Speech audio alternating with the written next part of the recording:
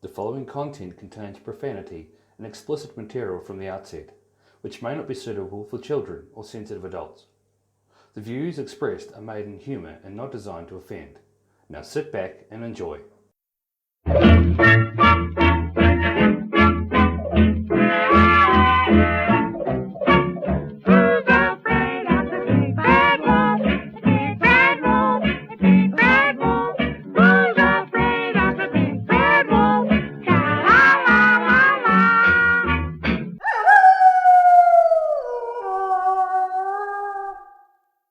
Good evening, ladies and gentlemen. Welcome to the Three Little Pigs podcast, episode number 3. Episode 3. I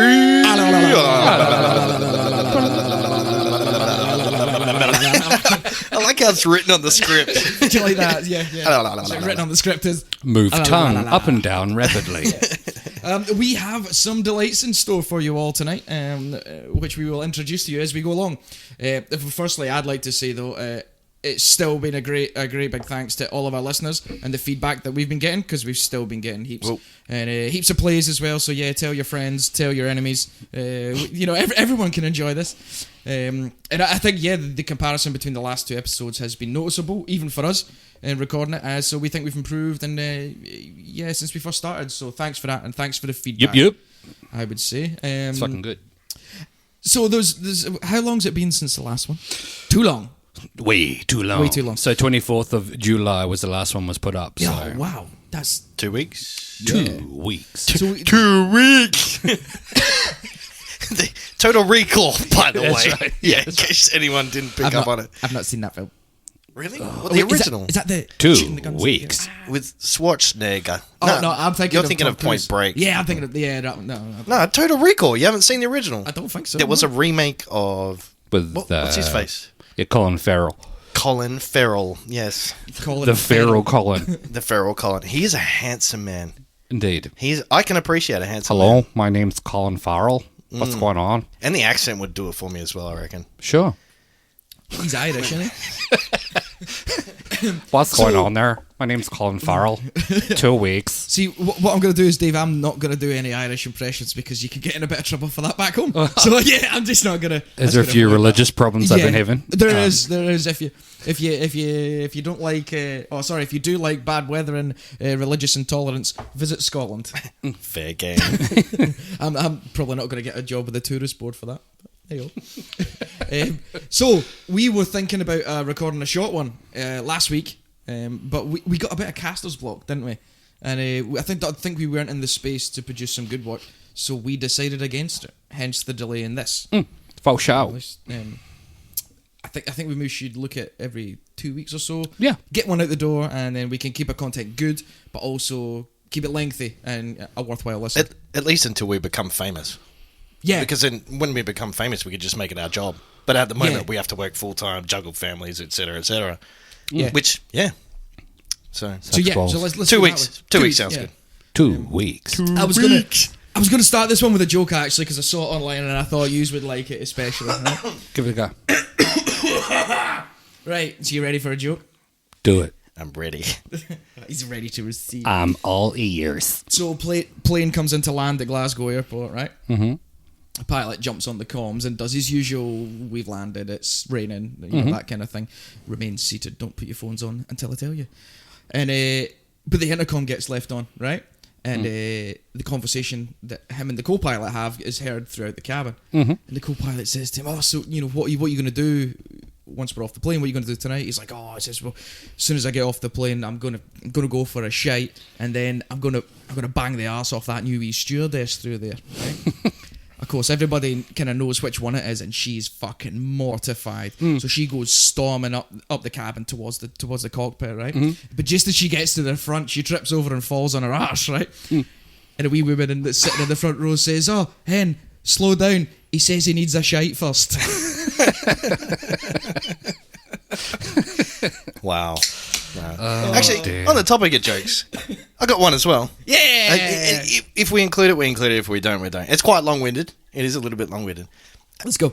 Tell me if you've heard it, all right? Okay. So there's 4 blokes, right? And they're going for it. Sorry, carry on. There's 4 blokes, and they're going for a job interview, right? So first one walks in, and you know how some employers have that that generic question that reveals your personality or whatever. So the interviewer goes, all right, to the first bloke, what's the fastest thing on the planet? And he goes, it's got to be thought. You know, you think about something, it's instantly in your head. Makes notes, righto, kicks him out, sends the next guy in. What's the fastest thing in the world? And he goes, blinking. You blink 100 times a minute, you don't even know it. You know, blinking's faster. He writes it down. Next guy comes in. What's the fastest thing in the world? And he goes, speed of light. Speed of light's got to be the fastest thing in the world. And you go, yep, okay, writes it down, turn it on. Last guy comes in. What's the fastest thing in the world? He goes, diarrhea. And he goes, what? What are you on about, cunt? And he goes, well, last night I had some bad curry, and before I could think, blink, or turn on the light, I shat my pants. Very good, sir. I like it. Very good. I like it. Our weekly fuckwits. How do we want to do it this week? Do we want to jump it in now? Or Yeah, we can do it now. Why not? Okay. Weekly fuckwits. You want to go? You want to go first? You want to go first? Weekly fuckwits. It's the weekly fuckwits. Weekly fuckwit. Okay, I'll go first. This week, the weekly fuckwit is me. Oh, no. Wait, what? I need to read right. I read the rules the first time and I thought I got it wrong, but now I'm confused. I need to read these rules again. How are you the weekly fuckwit? Well, I have a tendency to sing by myself out loud. Not too loud, but loud enough to hear it. Yeah. And I was walking through the local shopping centre, and I was walking to the Woolworths, and a cleaner was in front of me, and I was singing some shitty pop song, and I thought she was singing with me. And I thought, oh, this is great. So I sung along with her for about 10 to 15 seconds as I'm walking towards her. And then as I got closer, she smiled at me. I thought, oh, here we go, a bit of connections. I'm walking through the shopping centre, and I walked past her and realised that the noise that she was making was the squeak from her cleaning trolley. And I realised I was singing not with her, not with anyone else, but with an inanimate object that was squeaking. What song were you singing? I was fucking some Maroon 5 bollocks, something like that. But I thought it was in harmony and tune, so it's either the most fucking harmonious cleaning trolley in the whole of the world, I'm surprised the cleaning trolley knows the song. or I was out of tune to fuck, and I was sounding like I was squeaking. So, but no. So this week my weekly fuckwit is me because I sung with a fucking inanimate trolley. Okay, fair enough. You get around for that one. Yeah. You get around for that one. I mean, Thank you kindly, sir. We've all made dicks of ourselves in public. I mean, I do it at least once a day. So Yeah. you know, no, that's good. Do you want to go next? Do you want me to go? I'm trying to think of the last time I made a dick of myself in public. Well, when he walked out the house to come here. Yeah, wow. That's It's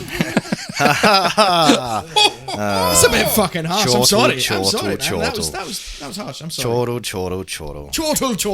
It's not my fault, you're Irish. I'm blame Oh, bless. hey, Whoa. hey, yo. Whoa. No politics. Calm down now. Isn't that more racism? Sure. It's sectarian. Is what it is. Yeah. That's religious racism. Religious racism. Do you want to do your fuckwit? Oh, well, I'll do mine. All right, yeah. I'll go again. All right, my weekly fuckwit of the week, again, is directed at the general public. Surprise, nice. surprise. Yay! Anybody who knows me knows I like a whinging, especially about other people. I will whinge about it myself if it's warranted. Yeah, of course. Yeah, so this week, it's about people. And no offense to you guys or any listeners out there, if this is you. People who eat pretentious food for the sake of fucking eating it. Oh, yeah. Brains, testicles, tongues, like, Avocado. fuck off. Avocado. I hate those guys. I had avocado today. You're a weekly fuckwit, Dave. That's twice now. That's twice. Two for No, but I'm more specifically talking about... Okay, so my missus showed me this thing on Facebook, and it was... they get this cut of meat that's so fresh, it literally jumps off the plate.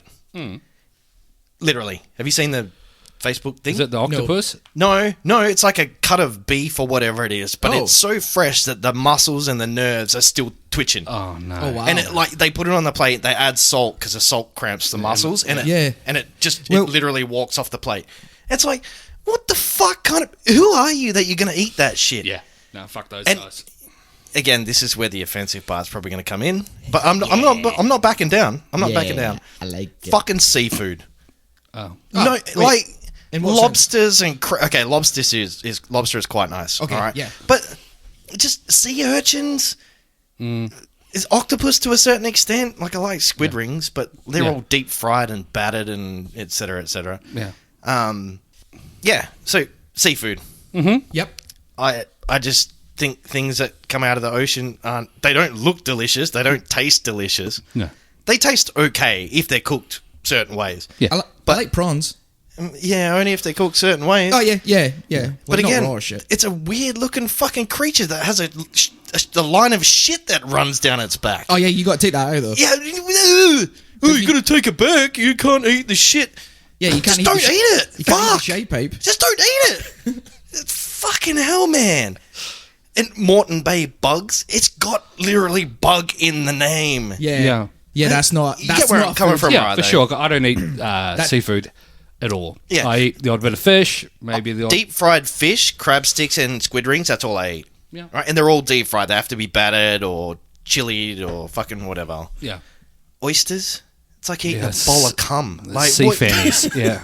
A whole bowl. Okay, no, maybe not a bowl. So what you're going to do is put this shell thing in your mouth, slimy as fuck, and swallow it without tasting it. Go! Yay! Salt. I can taste salt. That's pretty much it. I was just gonna say that on seafood, there is a fish and chip shop, right? That's relatively close to us. Yeah.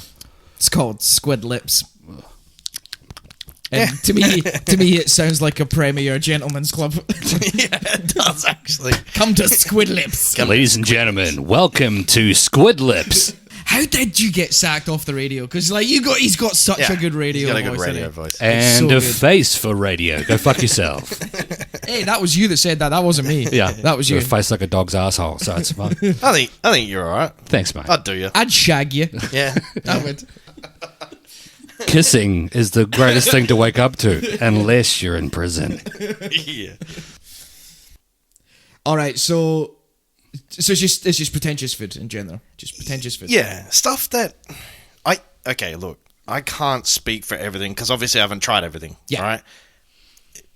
It's the food that is like, why would you even eat that in the first place? Yeah. You look at it and you go, nah.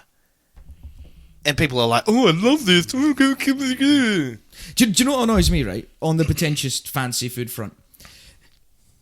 Stop fucking with sandwiches. Like, stop fucking with sandwiches. Like, if you're going to put avocado and fucking kale and all that shit, stop fucking with sandwiches. Like, leave the sandwiches alone. Like, if they could be left alone, you could do whatever you want with everything else. But don't fuck with How you've got a sandwiches, though. G in sandwich. Sandwiches. Sandwiches. Sandwiches. Sandwiches. Sandwiches. I like sandwiches.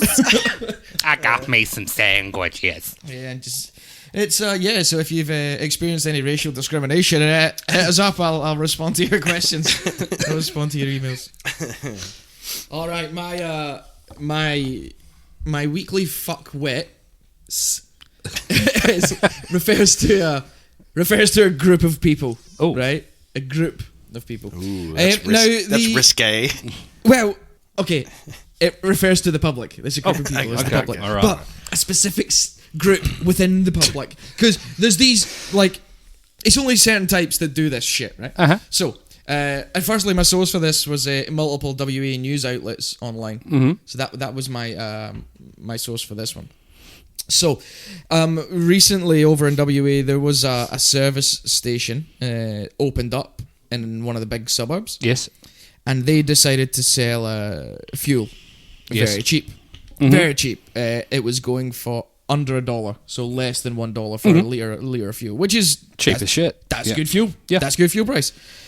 But as a result, they caused major fucking congestion in the area where the servo was. Yeah. So much so that a guy had time to fucking send his drone up and got this awesome footage of all these pricks lined like all around the fucking streets and all that. But the main road to the servo was completely fucked. It was completely blocked. But people, because there was more than one approach, people decided to start coming around like the residential areas as well.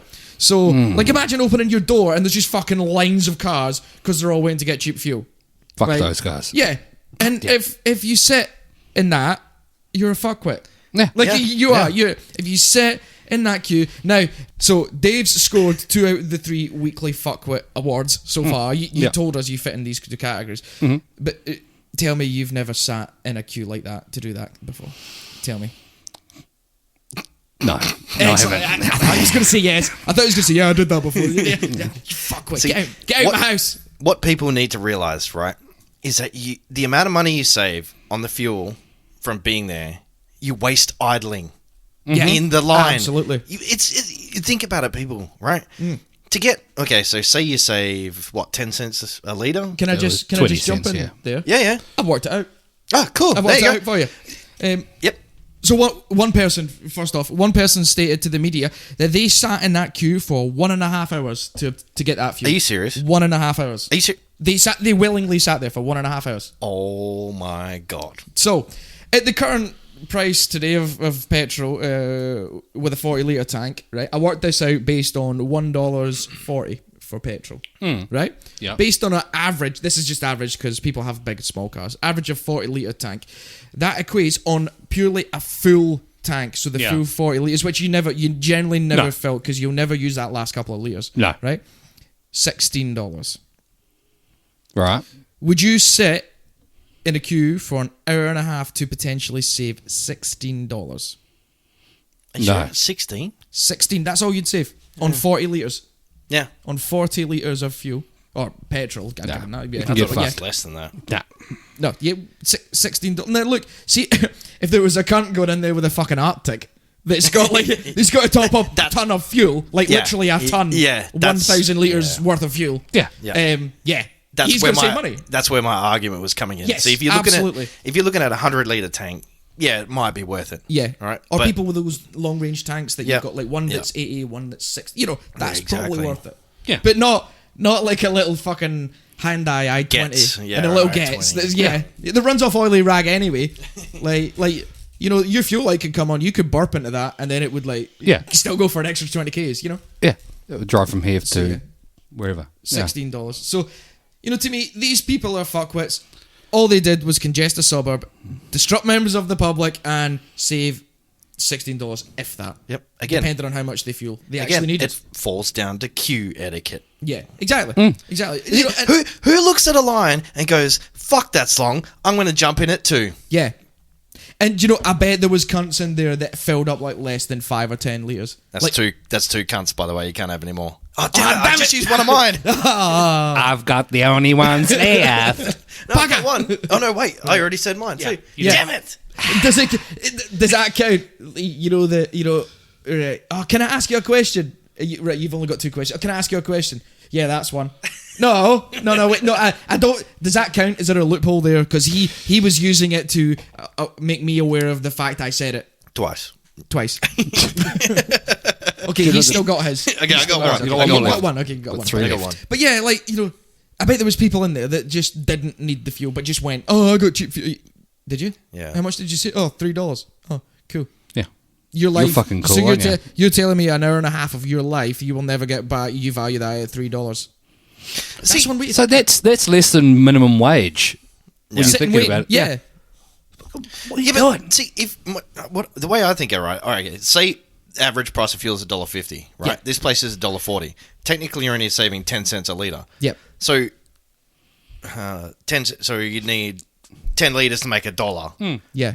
So over 40 litres, you're only saving $4. $4. Yeah. But what this play does would drop it to under $1.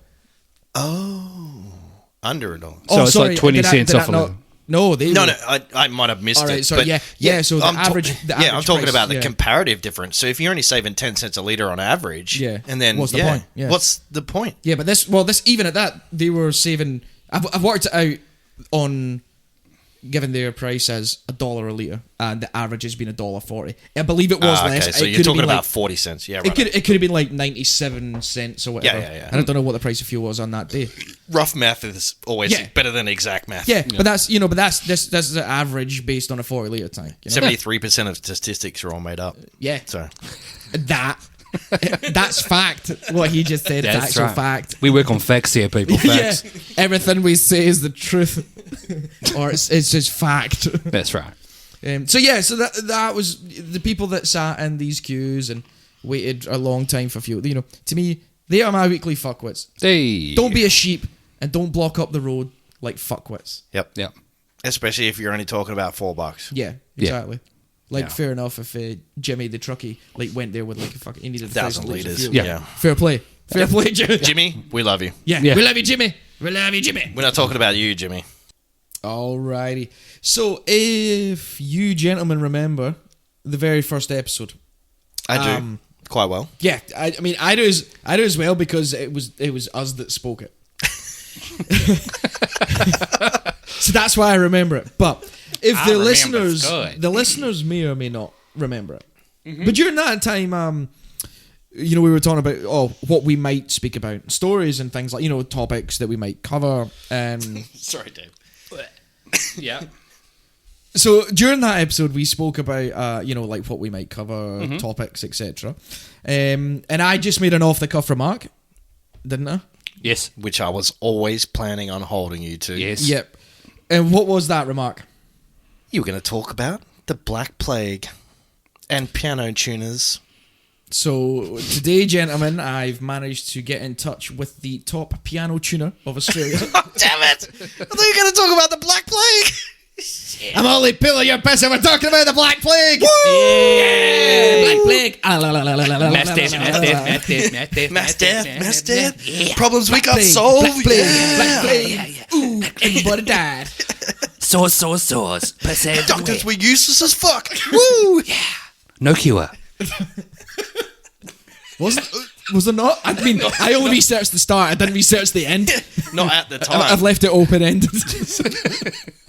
I don't think there was a cure at the yeah, time. they didn't have Purell at the time, so yeah, cunt died. Damn it! Savlon. I've used my three. You should I've quote went it. one over. I'll loan you one. You can have one of mine. Okay, cool. Right, you're only allowed one now. Okay. So before I start, This one's messy. we need to stop drinking so much. We haven't even started drinking. Anyway, Okay, right. it's about fun, not professionalism. Indeed. Okay, so Okay, sorry. Back. my sources for today are history.com, historytoday.com, and my best friend, Wikipedia. Excellent. Wikipedia. Awesome. I mean, and everything on Wikipedia is fact. Of course. Yeah, it's Absolute fact. It's Wikifactpedia. Yeah, it's To fact. me it's fact. Factopedia. Yeah. Factopedia. Factopedia. That's what it should be called. Oh yeah, we could coin that. We should start one, and then we'll because what we'll do is we'll start the website. We'll what's that thing where you pay and it's hours. Copyright. We'll copyright it, and then we'll release this podcast. Factopedia, courtesy of Three Little Pigs, Pty Ltd. Oh. Yeah. Incorporated. Three Little Pigs. Incorporated. And no, it was in conjunction with EHAM. You want Actually, we got to copyright that. yeah. You want to buy some meat in an envelope? That means Anyway. something completely different. That means two things. You want to buy some meat in an envelope? So, the Black Plague, or the Black Death, as it was commonly known, was a devastating global epidemic of bubonic plague that struck Europe and Asia in the mid 1300s.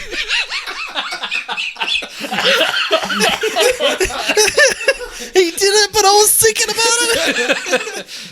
And for those that can't see what he did, you know when you're in school and you put your hands below your nipples and pretend to be tits? That's what he did.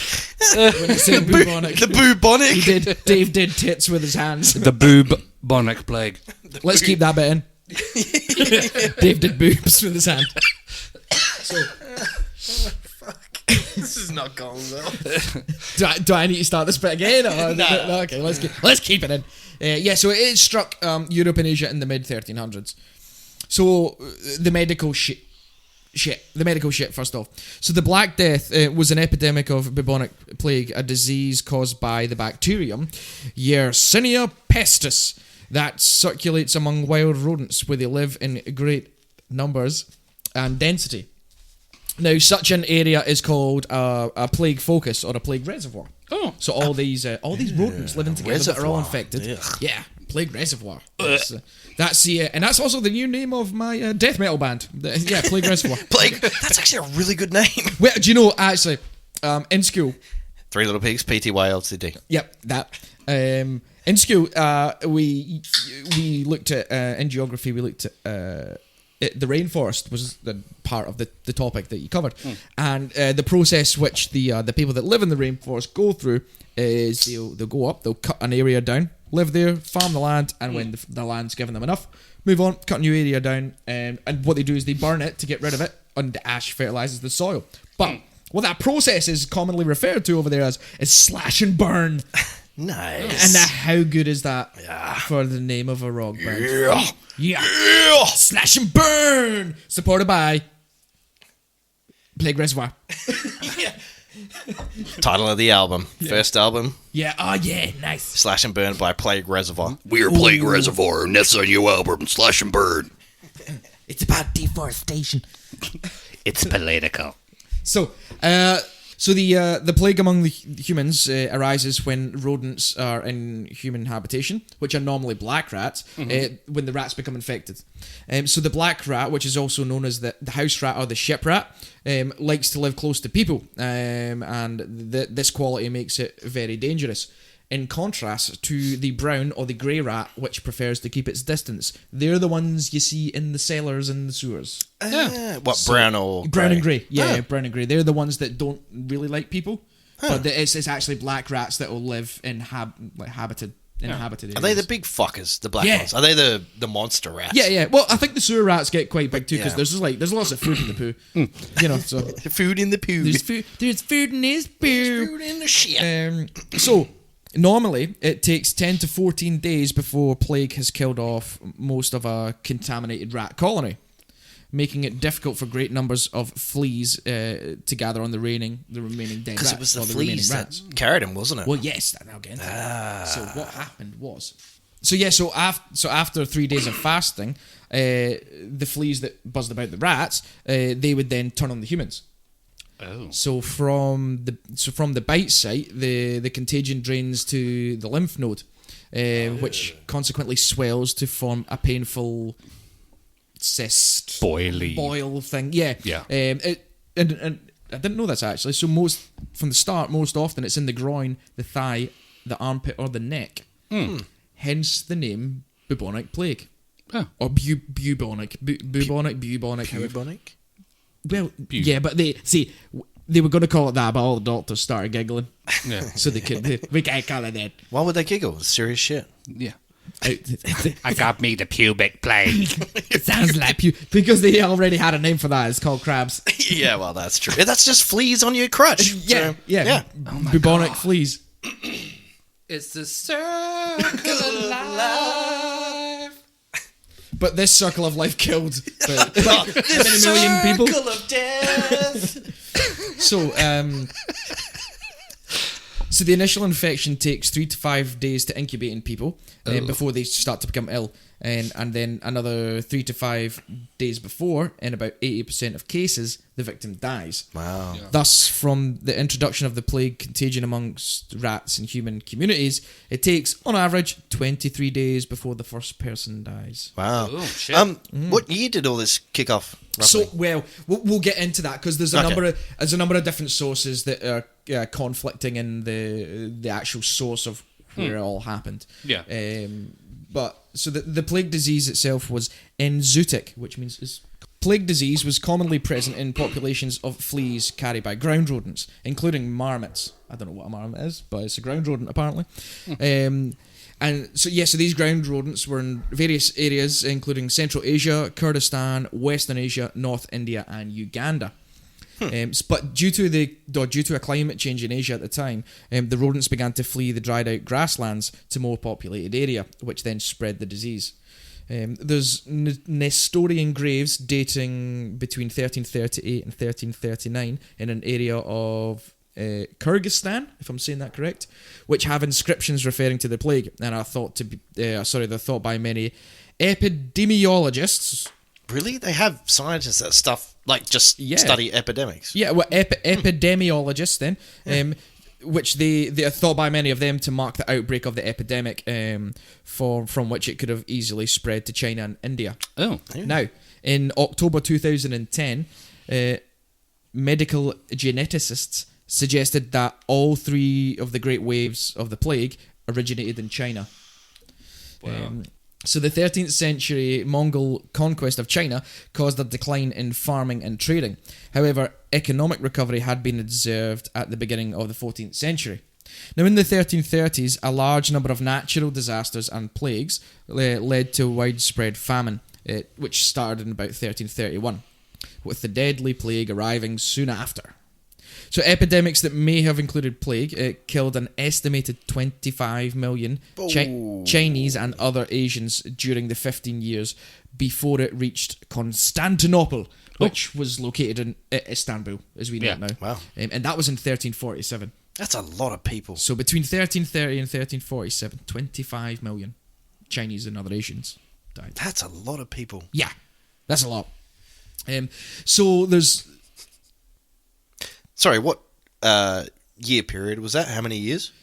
So it said between 15 and 17 years. And it killed 25 million people. 25 million, yeah. Woo. But that's just estimated. That's just estimated. And back then, how would they wouldn't have recording as well as we do now. They didn't have a computer just to record statistics. One more dead. Yeah. What about someone would use a tally. Yeah. 1, 2, 3. what about Brian? Yeah, dead. Okay. And Angus, dead. Yeah. Arthur? Yeah, dead. Okay. So yeah, they probably done it that way. So the disease may have travelled along the Silk Road with the Mongolian armies and their traders, or it could have come via ship. So by the end of 1346, reports of the plague had reached the seaports of Europe, and also that India was depopulated. Mesopotamia, Syria, and Armenia were all covered in dead bodies. That makes sense because rats love ships. Yeah, rats love ships. Yeah, they do. So, they do. And back then, the only way to move around was by boat. So, by ship. And they obviously didn't have enough Jack Russells at the time. They had to get more Jack Russells because they kill rats on ships. They're rat catchers, aren't they? Yeah. And this also explained. You know the King Charles Cavalier, the dog breed. Spaniel. Yes. Yeah, well, it's whatever. it's a Spaniel. Yeah. The King Charles was a lapdog to get fleas away from royalty. Well, there you go. The King Charles. The fleas. It's a plague catcher. It's a sacrifice. Yeah, it's a plague the dog catcher. itself would abstain all the fleas. I don't know if it was specifically for the plague, but it was just to catch fleas. Oh. So the royalty didn't get him. So you're bred to become a disease host. Yes, pretty much. Yeah, I like it. Yeah. There's obviously a lot of different. A bit more respect for the dog now. Yeah. Yeah. Fucking legends. They were dicks to dogs back in the day. They were. Fun fact. Dalmatians used to be used to tow the wealthy or royalty around because, well, look at my fancy dog. Because it's a fancy dog. It looks it's fancy. Like in that time, like dogs were generically like just dog coloured, like brindle or brown or grey. Yeah. But then you had this fucking black and white spotty thing. And it went, ooh. So we'll use it to tow. So that's what they were used for. Yeah. Fun fact. So the tow trucks. Yeah. Nice. Yeah. But like 40 of the fuckers. 101 Dalmatians. I almost said the That's probably where the story came from. Yeah. Because you needed 101 just to move someone who weighed like 60 kilos. Yeah, she didn't want to turn him into a coat. I was going to say, want to tow a car out of the 101 full-grown Dalmatians. That's more than one jacket. Yeah. Greedy Because bitch. it wasn't that. No, because she wanted the puppies. She wanted the puppies. Yeah, but to make a jacket, wasn't it? Yeah. Yeah. Yeah, but the puppies don't grow spots until they're bigger. Oh, do they? You know, No, they're mostly like that kind of white pinky colour. Are you telling me Disney lied to me? Yeah.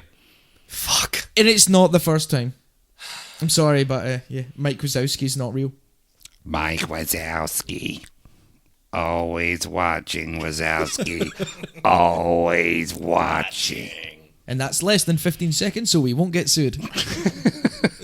So the plague was reportedly first introduced to Europe via the Genoese traders from the port city of Kaffa in the Crimea in 1347. Where the fuck is Crimea? I don't know. Near the Crimean I Peninsula. don't know. Yeah, is it not like Stand by. Europe-y? It is on the northern coast of the Black Sea in Eastern Europe. Told That you, is almost Europe. completely surrounded by both the Noir Sea, or the Black Sea, and the smaller Sea of Azov to the northwest. The Sea of Azov. Yes. That sounds like a game I want to play. That's west. There's definitely quests there. There's a quest there. Definitely quest. Do you Sea of accept this Azov. quest to the Sea of Azov? Yes. Yes, I need boots of light. +3. Yeah, I need boots of light speed +3. I need a coat of lice. -2. Well, champion. So in other words, what we're saying is they all died of the plague because they all ran out of mana. Yeah. HP. They didn't have enough XP to boost their HP. Game over. There was no respawns. No. Now, during a protracted siege of the city by the Mongol army under Commander or General Jani Beg, what was his name? Not Genghis. No, Jani Beg, that was his name, whose army was suffering from the disease. The army catapulted infected corpses over the city walls of Kaffa to infect the inhabitants. Whoa. They just get those dead bodies, yeah, fuck them on the catapults, get them over there.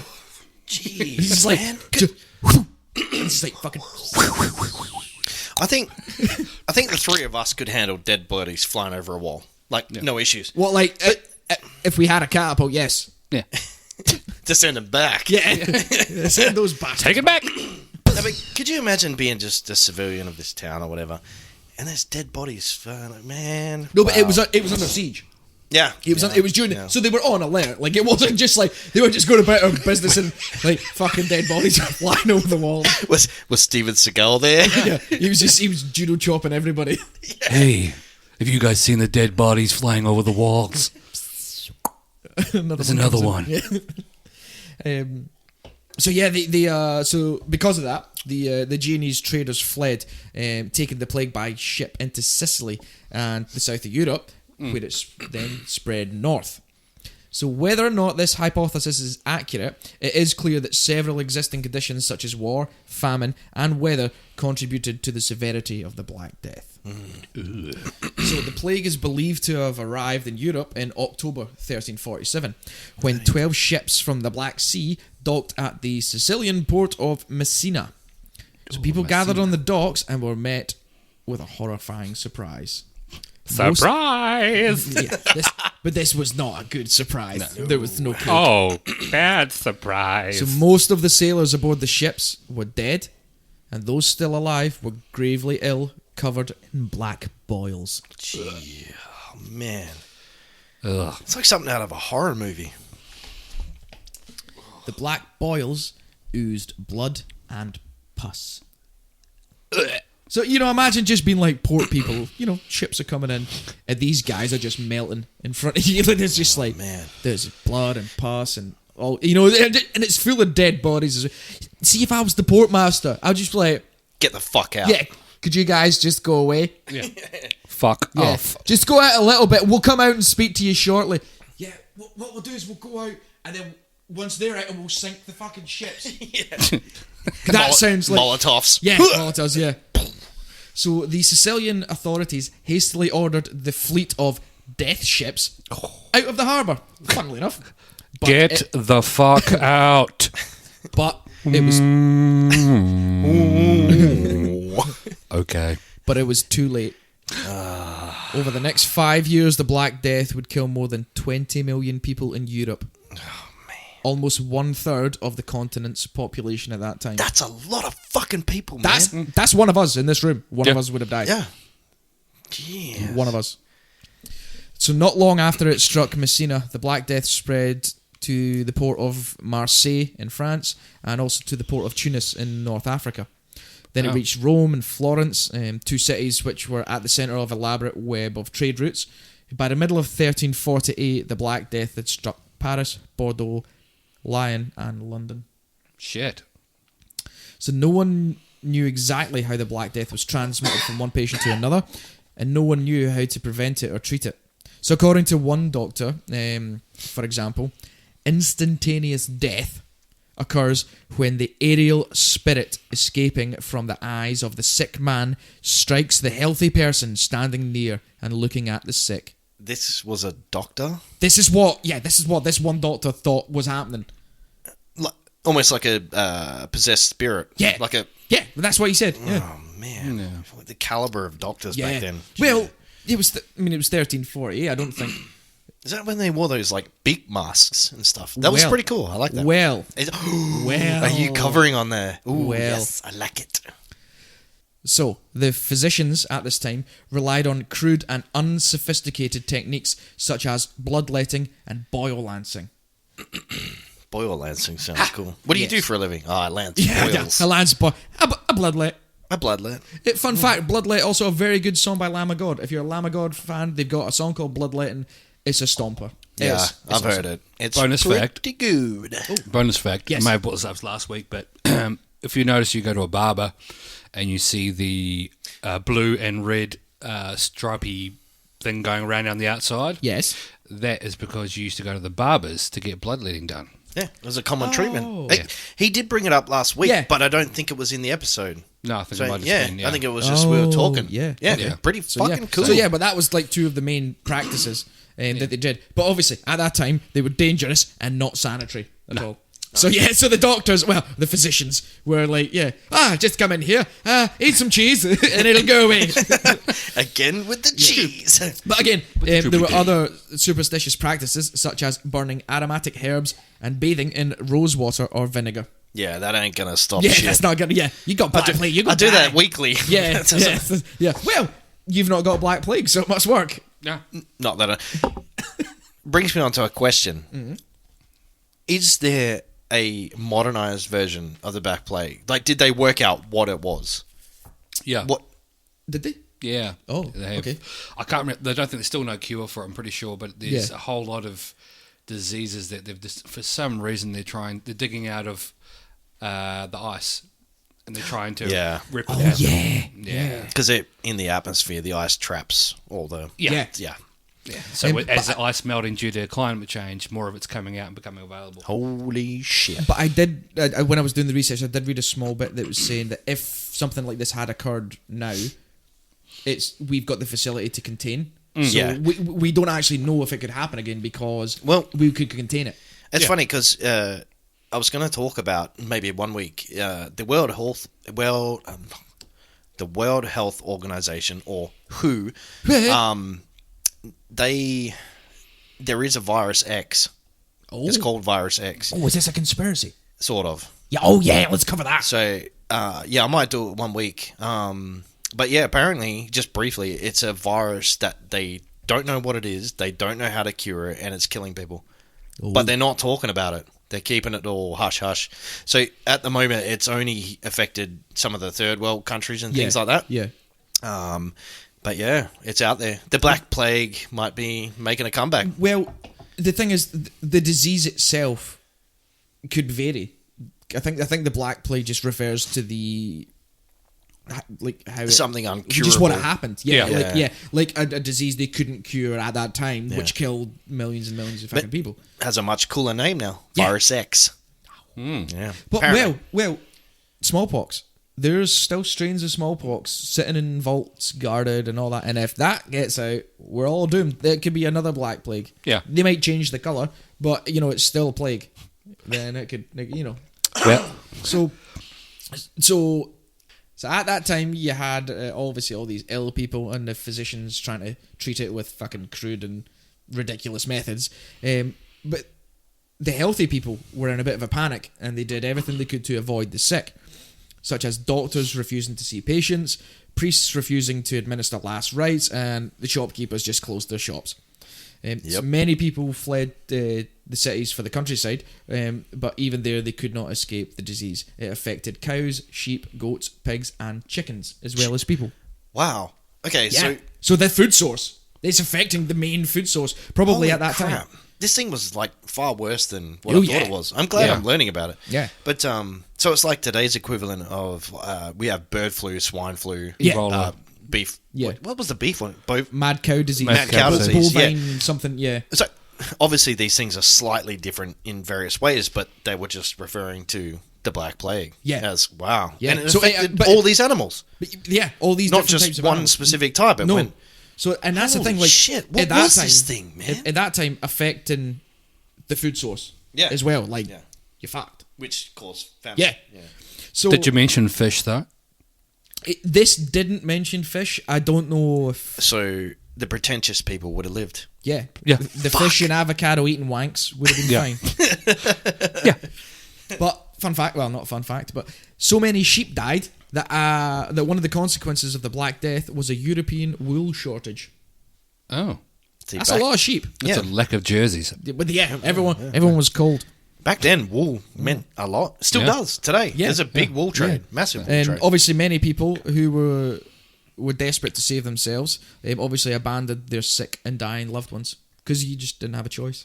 Yeah, fair enough. Bloody hell. And that is where I will stop and continue next time, covering the frightening and somewhat secretive plague doctors. 2 parts. Ooh, I like it. Ooh, the I plague. promised. Oh, you See- did? Yeah, the plague doctors. See, on the loved one thing, right? I'd just go down with them. Yeah. You know what I mean? I couldn't fucking abandon my family, missus, kids. Imagine if one of your kids was, well, I'm bringing the fucking cast down now. Normally that's your job. Yeah. Yeah, and the number for a lifeline. But no, if one of my kids, my missus, whatever, if they got the plague, no, I wouldn't fucking just abandon them. I'd be like, oh well, I'm dying with them. Yeah. So yeah, that's some hardcore shit. Yeah. Yeah. Well, but Super again, deep. but maybe at that time, socially and as humanity had evolved as people, it was probably just accepted that only the healthy could go on. Yeah. Like they were obviously at the point where they went, well, we're all fucked. So if I'm healthy, I will try and stay alive. Yeah. Like human nature. Human nature would tell you to do that. Yeah. You know, look at dogs. A sick dog in a pack in the wild will fuck off into the forest to die. Yeah. You know, so it's human. It's animalistic nature. Don't get me wrong. And If it was the other way, like say I got sick and Yeah. my family wasn't, I'd fucking bail. yeah, you tell them. to go. Yeah. Yeah. But yeah, I think just because it was a fucking epidemic that people were just fuck it. We've got. And to they're do it. dropping like flies, literally dropping like exactly. flies. So. Exactly. We've got to do it, and if not, we're all fucked. Yeah. You know, the greater good. For the greater good, Harry. For the greater good. So yeah, the Black Plague, which I'll cover a bit more off next time. The Plague Hey, Doctors, and I really wanted to do the Plague Doctors. Man, I like they are wish so you did cool. the Plague They're Doctors because scary fuckers as Yeah, well. yeah. But that's the thing. Like I don't know why they made them so scary, but I'll research it and find out. I That's did awesome. look a Cheers, bit Joe. into because obviously in gaming culture it refers to them a lot, especially when you got steampunk and things like that. Yes, like that sort of- certain games yeah. actually cover it, don't they? Yeah, then the doctors wear the masks that look like birds and shit, but there was a reason for it. So, Off the top of my head, I wanted to say it was something to do with hydrogen. No, well, no oxygen. I wanted to say it was something being able to breathe and like not inhale the It was just the fumes of the I think, dead. I think it was just a glorified gas mask. Yeah, something like that. Yeah, There was a reason for the shape of it. I can't remember what it was. yeah, though. the beak yeah. thing. Be good to know. Yeah. So yeah, next time I will cover off on that. Excellent. The Thank Black you. Plague. There you are, boys. Thank you very much, Jay. Get that Appreciate around it. your loins. I'm glad you Ooh, covered it. it's I'm glad all you around my lines. held to your expression. The one on librarians is going to be boring as fuck. Oh no, not librarians, piano tuners. Yeah, I was like, wait, what is he talking about? What the fuck's he talking about? So, Dave, you've been doing a bit of networking in the podcast community, haven't you? Yeah, I've made an approach to a couple of people and sort of said we'll give them a shout out. And Oh, yeah. yeah. So this goes out to Megan and Stephen from the Dark Digest podcast. They're out of the States. Oh, the Dark Digest. They're on a bit They of a everywhere. couple.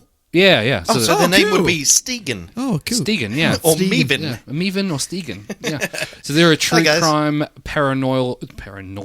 paranormal, internet lore, and more. A couple here to bring you all the chills. Join us for Friday Night Frights to get weird. So they're all on all the normal podcasting apps. I've got them through the Podcast Republic. We get them on Apple Podcasts and all where you find your podcast normally. So big shout out to the Dark Digest podcast. The Dark Digest. Get into it. Hey. Get into it. It's very good. Very, very good. Short, sort of sweet episodes, but it's awesome. I'm definitely going to listen to Stegan at some point. So. Yeah. We could get them on too. We could do like a collab. We could do a collab. They could tell ghost stories and we could tell jokes to make it not as scary because I'll get quite scared. We could do it. Yeah, we could do a Skype conference with them. And yeah. The Dark Digest. Get into it, listeners. Get into it. Dark Digest. It's obviously very different from ours. So something because some people that will listen to ours will like true crime. Some people will like it's not a podcast like we're trying to hit different audiences. There's not just one audience. And that's good. So Dark Digest. Get into it. Yeah.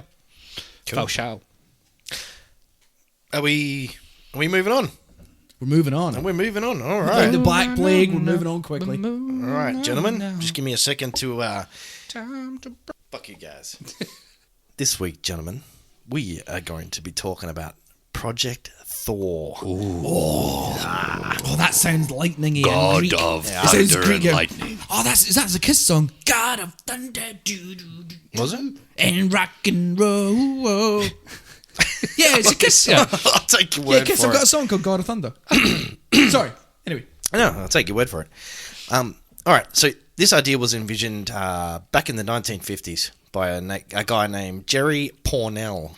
Oh, that's a bit of an unfortunate surname. Can I just say, I imagine, without even knowing anything about this, when they first got this idea together, and it was 1950s? Yeah, somewhere in the only song that was written at that point was... was Kiss. No, God of Thunder. No, it was Glenn Miller's Get in the Mood. So... Is that what that song's called? Yeah, Get in the Mood.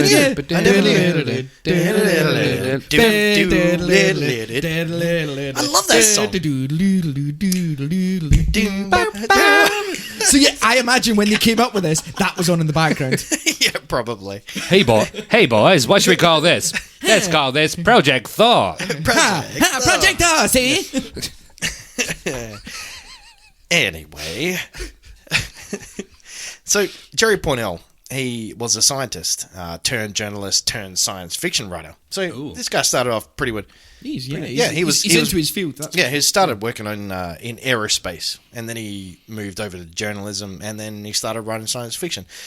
But he originally came up with the idea of kinetic bombardment, which is going to be surrounding what we're talking about. Oh, cool. Okay. Now, kinetic energy projectile has been developed by the U.S. Air Force, specifically to do with Project Thor.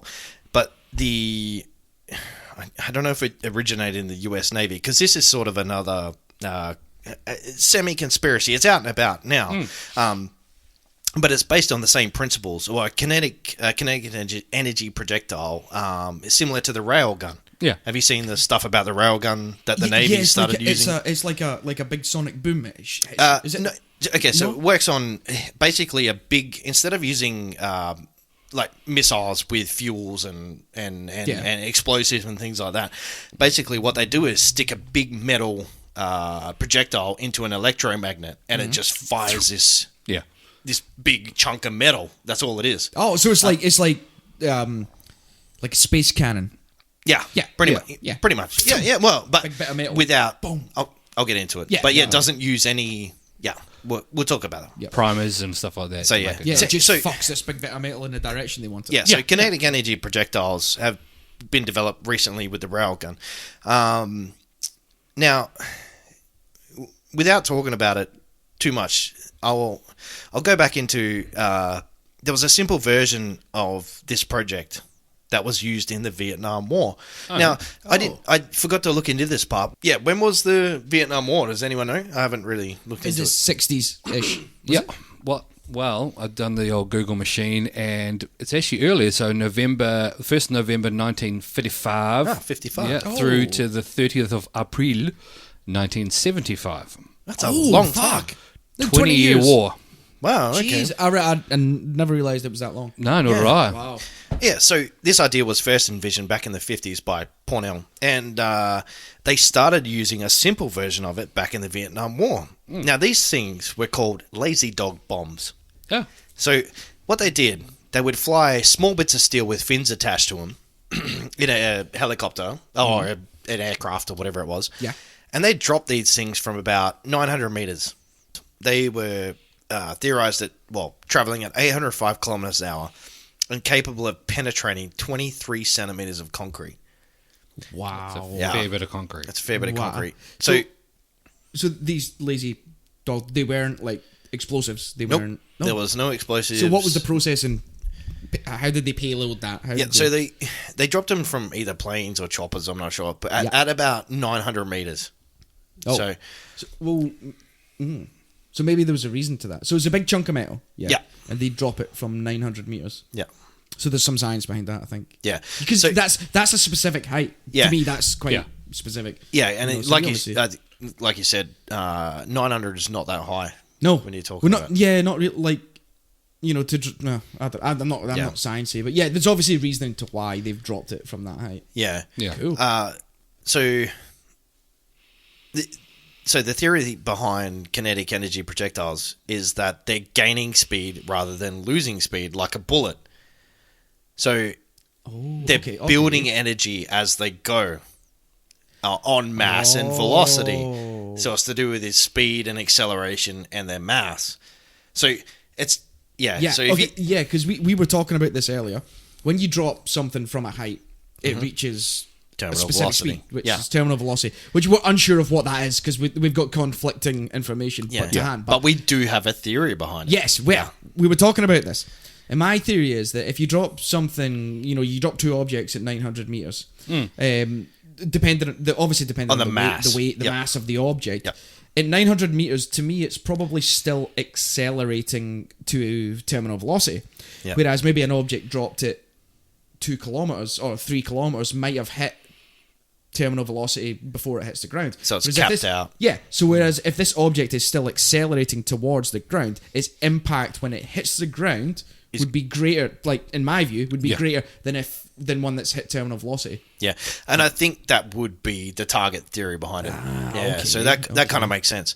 Do you think like maybe there was a stage where we ran out of these projectors? Oh, we got what about that old car? We could just fuck this old car out the helicopter. Like, do you think they just started throw it dropping out. old cars and old cars and fridges and fucking old chest freezers? Fuck it, get it out there. Big rocks. Like they just went and found big rocks and dropped them. Is that would that work? Yeah, pretty much. It's a lazy dog bomb. No, that's a fridge. That is an old fridge. Oh, here comes the lazy dog. Nope, that's The just old lazy Westinghouse. Let's get it out the window. But the thing on that though, it's like a Disney, the cartoons but the thing though, like with it just being an object that hits the ground at whatever speed, it's obviously the negative effects of that is that like, oh shit, what that's coming towards us? Yeah, all right.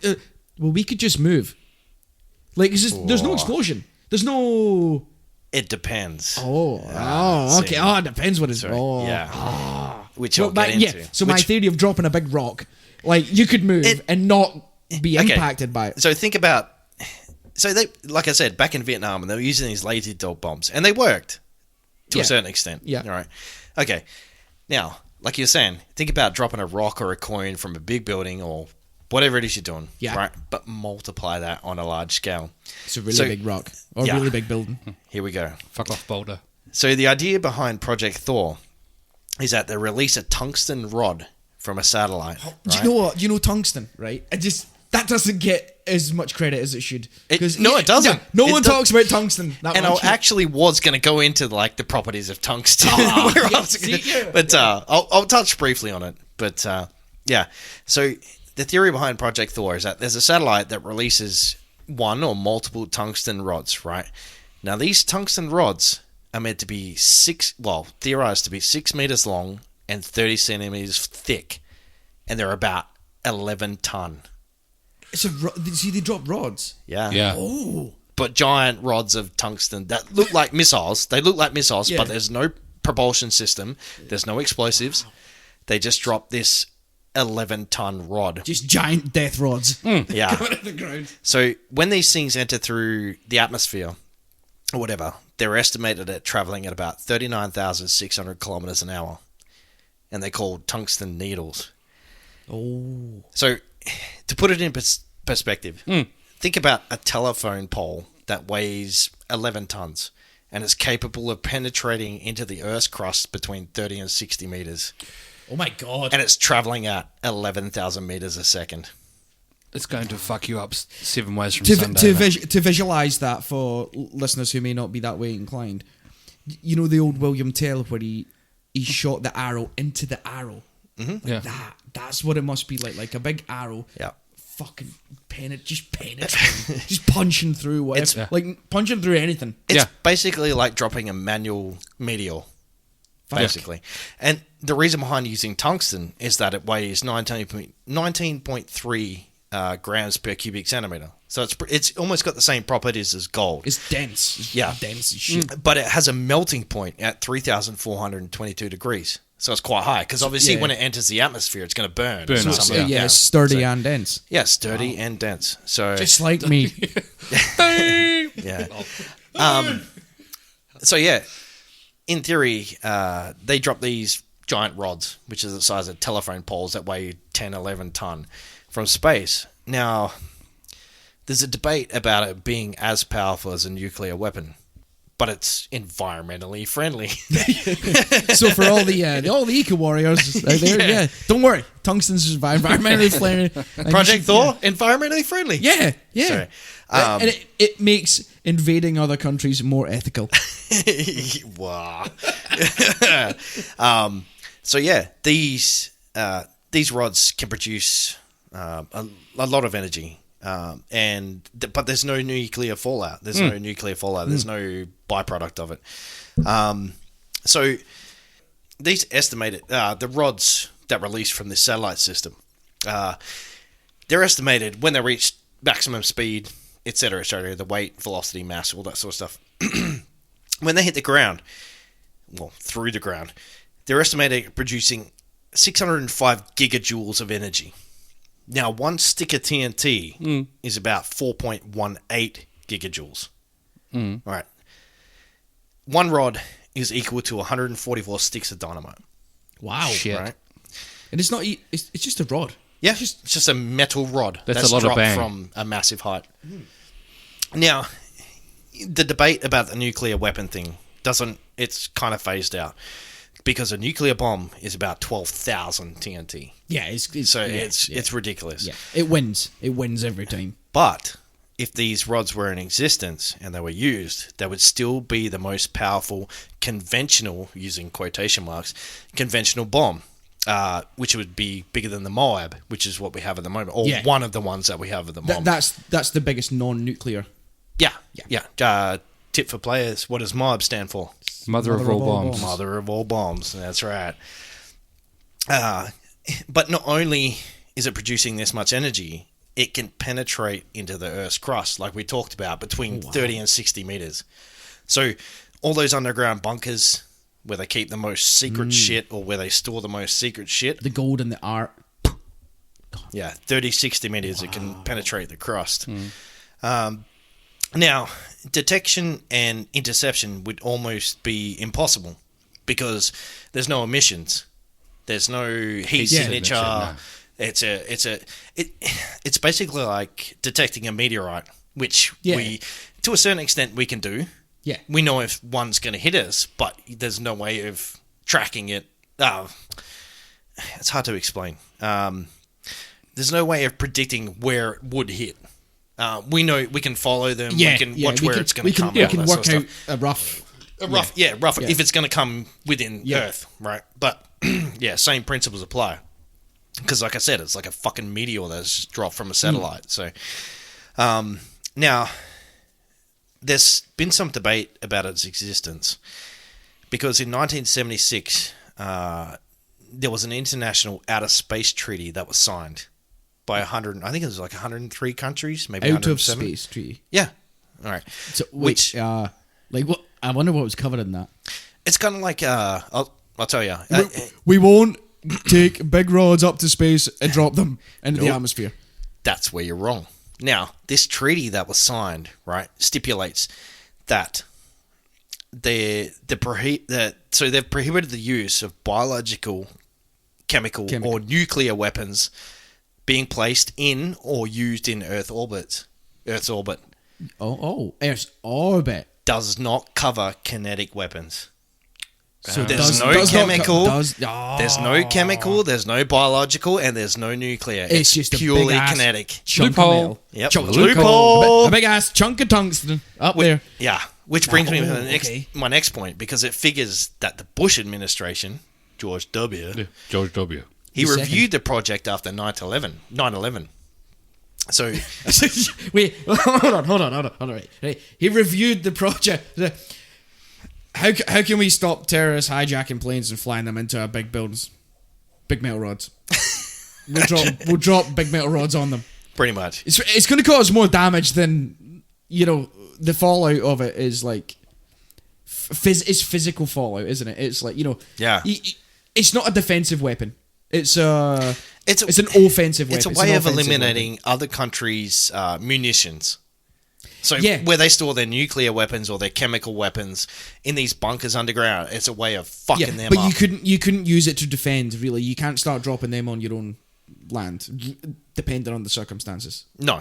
Yeah. It's a countermeasure. Yeah. It's not because countermeasure would be responding to an attack, but well, not if you strike first. So it's an offense then. Yeah. It's an offensive. It's an offensive. It's an offensive weapon. It's an offensive. Yeah. But that's what I mean. He reviewed the project after 9/11 because I didn't look too much into this review or the Bush administration or whatever. He probably didn't look too much into it. No, he probably did. He went. He can't sue us now, can he? No, fuck him anyway. I'll fight that cunt too. Chris fights celebrities. It's a show. It's actually a video show we do. It should be. You come into the front garden, you box celebrities. I'll probably have a heart attack anyway. Yeah.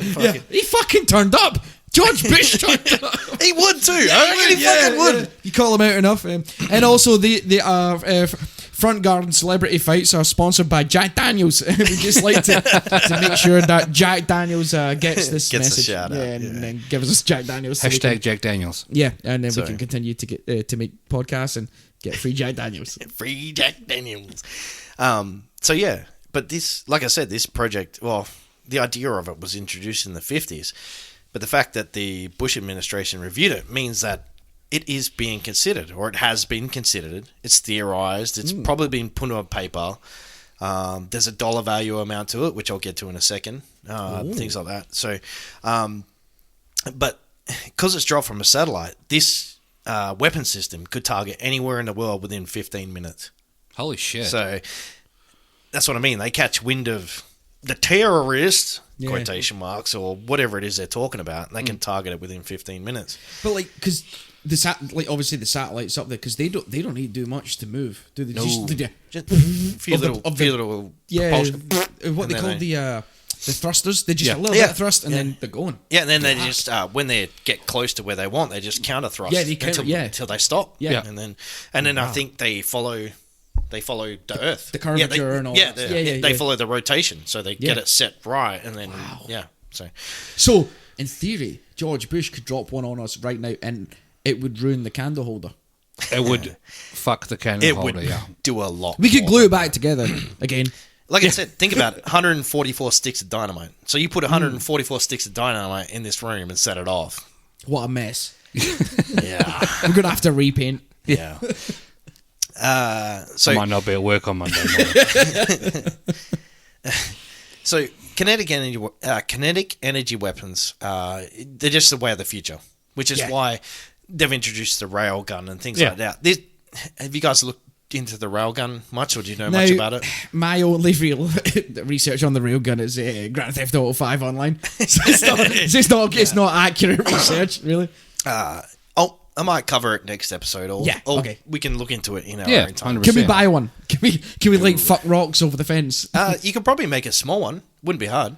Car battery, a couple of electromagnets, some sort of rail system, and ball bearings. Probably work. So you know those FBI guys that knocked on the door last Yeah, can we come outside and speak to you about railguns?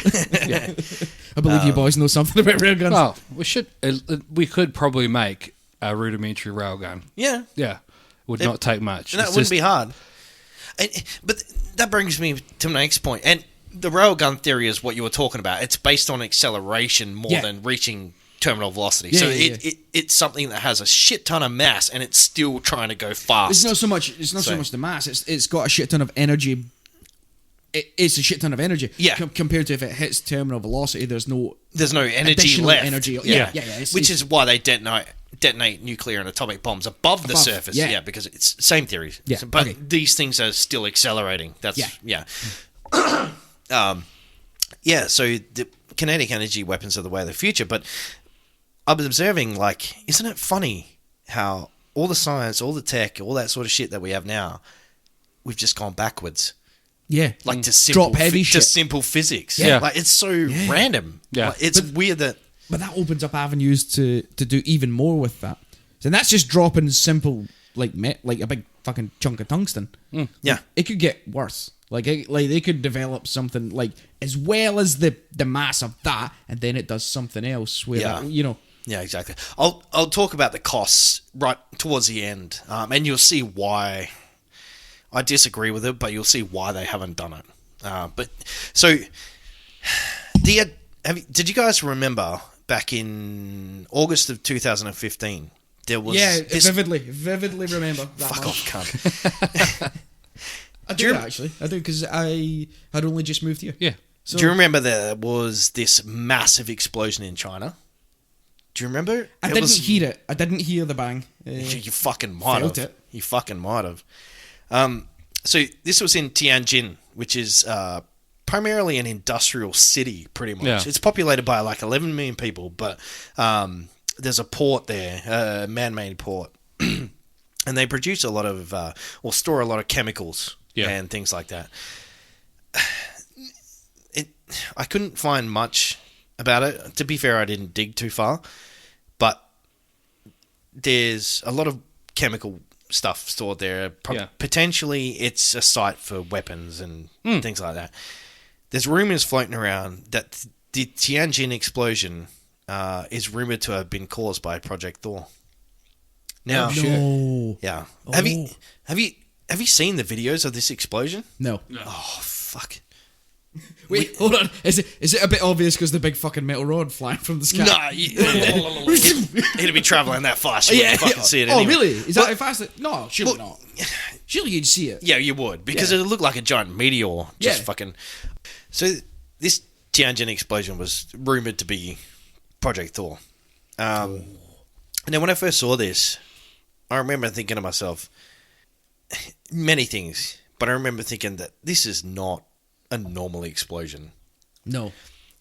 And to be fair, it was caused by chemicals and things like that. But the news from it, as far as Australia is concerned, without looking into it, it just disappeared. So I remember seeing this YouTube video back in 2015 of these explosions. And then the news just disappeared. Yeah, I was going to say, I genuinely don't recall hearing anything about this. Yeah, exactly. Yeah, it's one of the biggest explosions I've ever seen. And it was just all hush-hush. Yeah, because they've chalked it down to a manufacturing explosion, or whatever. But even that, like when fireworks factories go up, you see it on the news, you hear about it like for the next week or two at least afterwards, sort of thing. But this thing didn't get any coverage. Now the Chinese government actually released laws or policies or whatever about media distributing it. Yeah. So that they weren't allowed to. Oh. A lot of people theorize that it was to protect the investment holders of the company that held the chemicals and things like that. Understandable. Yeah, understandable. But when you look into it, there was only... So the first explosion that hit was at about 11:30 local time. That caused a 2.3 magnitude earthquake for the area, right? And then the second one caused a 2.9 magnitude earthquake afterwards. So that's a pretty big explosion. They've obviously flown a bit higher and then dropped the second one. And for a city that is populated by 11 million people or more, there was only 173 deaths, but 104 of them were firefighters. So So you was this think an attack on firefighters? no, but what I'm getting at is that a city that's so densely populated, and yet and such a massive area of destruction, Yeah. but yet there's only 173 deaths. It points to me that this is just my theory on it, that wherever this was hit or wherever the explosion happened was a highly secured area. Like somewhere where there was not a lot of people. Yeah. Considering And- that 104 of them were firefighters. Yeah, well, that's like 104 minus the ones, like only 60 odd people, really. Yeah. But 104 of them were first responders to the, Yeah, the exactly. firefighters. So to me, it points out like this area was either highly secured or not a lot of staff or It wasn't just a big fucking coincidence. no, Put it that way. no, and they're storing a lot of chemicals. Yeah. and what do you associate with chemicals? Weapons, things, etc., etc. Drugs, weapons, Well, drugs, weapons, things. glue sniffers. Having said that, there were 798 non-fatal injuries, which makes more sense. But deaths though. Yeah, Like if you're looking purely at deaths, that dictates. yeah, If you look at the size of that explosion, yeah, and- which we just did. yeah, and the fallout, you're saying a 2.3 and a 2.9 Richter scale Richter, earthquake, yeah. and you're getting, in essence, even if you add the 63 and 178, that is still not a lot for a highly densely populated Yeah, area. when you watch the videos for what you see, to know that only that many people died Yeah, purely because of the impact and the explosion, not as a result of them trying to contain No. it. You know, the Yeah. firefighters and Yeah. stuff. That's not a lot of people. no, No, not at all. I expected thousands. Yeah. Thousands. From what you've seen, anyway. Yeah. If you Yeah. haven't seen it, look on YouTube. Look for the Tianjin explosions. It looks worse than the casualties say. Yeah. I'll try and throw a link up on the Facebook page anyway to see for people to have a look at it. Government to come and get us and fuck. Yeah. So the investigation into this explosion was all hush-hush. Everything about it was hush-hush. And like I said, maybe it was to cover up investment holders so they didn't get embarrassed. But the Chinese government, they were looking for someone to blame. Russians. So, well, it's funny you say that. Are they friends? I don't know. It's funny that you say that because the Russians have their own Project Thor. I can't remember what it's called. I didn't look at the Russian version, but they have one. Well, they claim to have one. So, But it's Project probably Vladimir. yeah. God of Thunder. Yeah, so the investigation finished in 2016, which for something of this magnitude with that many deaths, Yeah. that investigation ended pretty quick. That's been as far swept as I'm under the concerned. carpet, Wow, 100%. It's been swept under the carpet. And so they concluded that it was blamed on an overheated, quotation marks again, an overheated container of nitrocellulose. But like, if you're a professional company that handles, because they stored a lot of like ammonium nitrate and things like that, which Yeah. is Which fucking- goes bang. Yeah. Yeah, It goes bang. It goes gets bang. too hot and goes bang. under Yeah. certain conditions. Yeah. But it goes bang. If you're a chemical company that handles this shit all the time, you're talking about hundreds of thousands of tons of this stuff, right? You accidentally overheat a container. Fuck off. No way. That's a Oopsie. crock of shit. Oopsie. Yeah. But that's where all this conspiracy comes from about it being Project Thor, because the US government may or may not have targeted this fucking Chem lab. Chem lab. Yeah. So I'm sort of coming to the conclusion now. There are a couple of reasons why they think that Project Thor wouldn't work.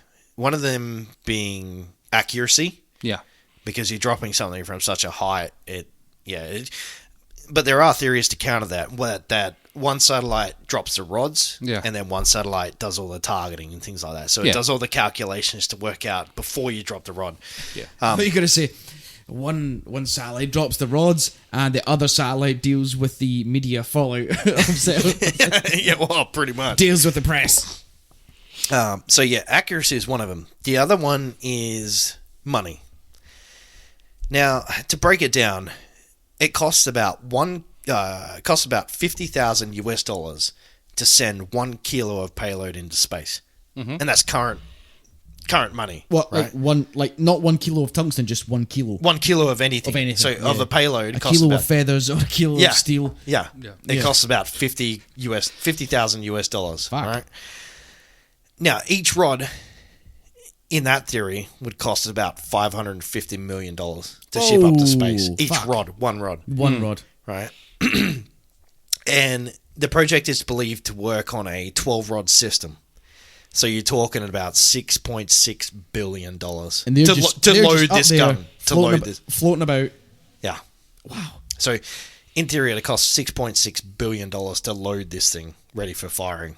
Now, they believe that the cost and transport would be a problem. But when it comes to modern warfare, especially when you're talking about the US, it's not a lot of money to them. Not $6.6 Billion. billion. Yeah. Yeah. When their trade deficits in the also almost at the trillions. Yeah. Yeah. Exactly. And like what we talked about last episode, the black budget is $3 billion. Yeah, at least. That's that for we multiple know. that we know of. Yeah. That's for multiple projects. That's Yeah. for different tasks and things like that. Yeah. But in the big scheme of things, if you spread this out over an X amount of time, to the US, having a weapon like that is worth. It's worth any amount of money. Every penny. Every penny. Every penny. $6.6 billion to load this gun. Yeah. Well, you know. And 12 potential targets they could take out at Yep. any point. Yep. Yeah. And that's the... that's 12 is probably enough Yeah. to make a statement, at least Yeah. to Well, flex your muscles. Similar back to the Vietnam thing. To be highly effective, you probably drop more than one. Yeah. So 2 should be enough. But that's still 6 targets. But drop 12 and you make almost halfway to make an offence. Yeah. Yeah, because we're just talking about dropping one of these things and the chaos it causes. You drop 2 of those Tianjin. fuckers Yeah. at the same time, enough distance apart, you've got more natural occurrences as well. You've not got a 2.3 and a 2.9. If you drop them, if you calculate and drop them at the same time to hit 2 different locations, the shockwave of that's going to create a lot more than a 2 point. Yeah, if you got them exactly the right right. distance apart. If you worked it out, or even in the fucking ocean. yeah, Drop them somewhere near the Tsunamis, shore, you're going to get yeah. a fucking tsunami. And, big wave, Yeah. Yeah. fuck that whale. Yeah, pretty much. Delete that. just one fucking just one whale just all fucking turned into mince. But yeah, that's pretty much it. As far as I was saying about the US, about the cost of it, the classic line, freedom isn't free. That's right. Freedom isn't free. It costs folks like you and me. It's a hefty fucking thing. Buckle 5. If Yeah. we both want to- In closing, another interesting movie fact from Project Aurora. Yep. This concept, Project Thor, was in G.I. Joe 2. Oh, And it was named Zeus or Odin. I can't Odin. remember. Yeah, with Odin. no. Yeah, so Why'd it you was. change the name? Don't know. So they didn't get probably, sued. yeah. So it doesn't. Yeah. Yeah. That's why we keep saying. Yeah. But yeah, it was in that movie. They used it. It was similar concept, same thing. Cool. Wow. Cool. There we go. Project Thor. Project Thor. Thank you I very hope much, a Project Chris. Thor doesn't come through the roof of the house because we rent this house. It's not our house. We wouldn't know about it anyway. We'd be dead before we know it. Apparently on the impact, it causes everything in the immediate area to just turn to plasma. So, cool. We would be liquefied. Space jelly. We turn into space jelly again. Space jelly. Yo. All right, so Project Thor. Fuck. That concludes. That concludes Project Thor. Sorry, before you go on. Yeah.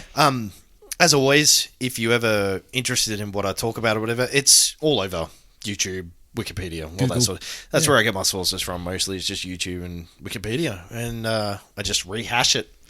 So feel free to look into this stuff yourself and come up to your own conclusions, etc., etc. And hopefully Netflix makes a series or a one-off or something. Yeah, there's plenty.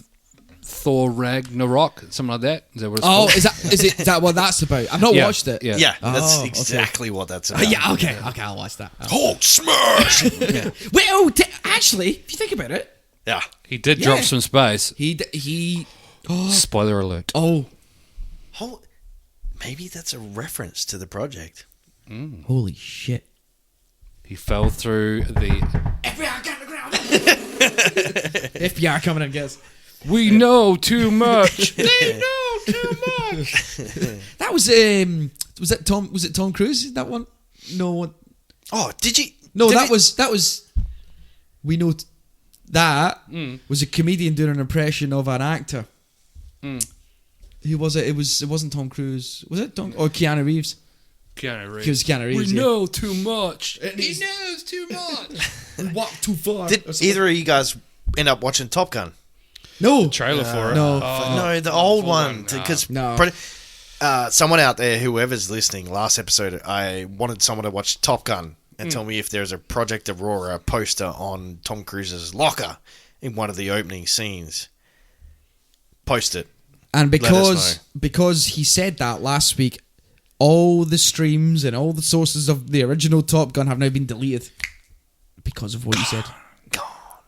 Gone like the wind. Top Gun for everyone. No, but seriously, if someone out there is listening and they have Top Gun on VHS. Fucking Betamax. Yeah, no. What was those things? The carousel things where they'd spin it and it would spin around. And it looks like a horse jumping up. Yeah, one of the. Someone's got Top Gun on that. Yeah.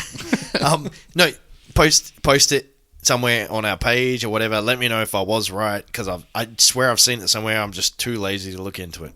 Anyway, so you were talking about. Yeah, so last week I talked about my trip to Hong Kong, or our trip to Hong Kong, should I say, and we saw some weird and wonderful things, but I totally forgot, and it was probably one of the highlights of the trip. We were up at there's a big Buddha up there, and we got the cable cars up to the Buddha. I'm sure if you remember that or not. So you walk up, you get the cable cars to Nong Ping, I think it's called, and you walk up shitloads of stairs to this massive copper Buddha. That's pretty cool. And it's like a pilgrimage for people, for Buddhists. And there was a family. You can walk all around it and stuff. There's a family there, and they were trying to take a picture at the foot of the stairs to the Buddha. So the Buddha's in the background, the family are there, and it was a wife, a husband, and I think there was two boys. Yeah, they were part of a group because there was more people around them. Like I assume it was either family or friends, but they were part of like a traveling group. And the like a circus. No, not quite. No, like a tourist group. Carry. Do you know what? One of them might have been a really good juggler. I don't know. I never asked. Do you know that's how you kill a circus? Go for the juggler.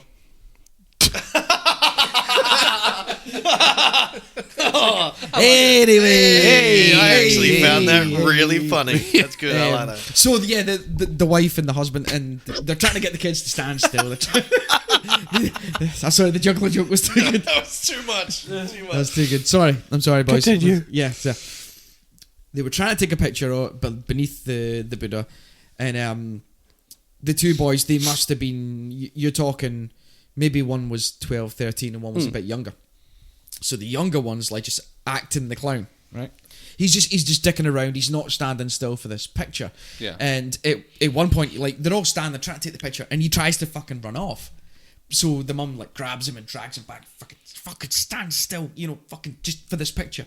And he's moving around and he's fucking he's just ruining it for everybody. And the second time he tries to run off. So she grabs him by the shoulder, right? Bearing in mind, they're all facing a camera. I don't know if it was taking video or a picture.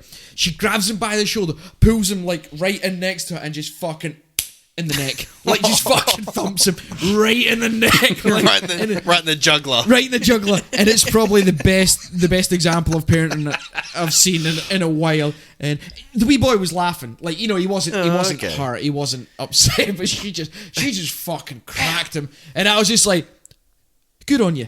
Good on your head, fucking sort that little bastard out.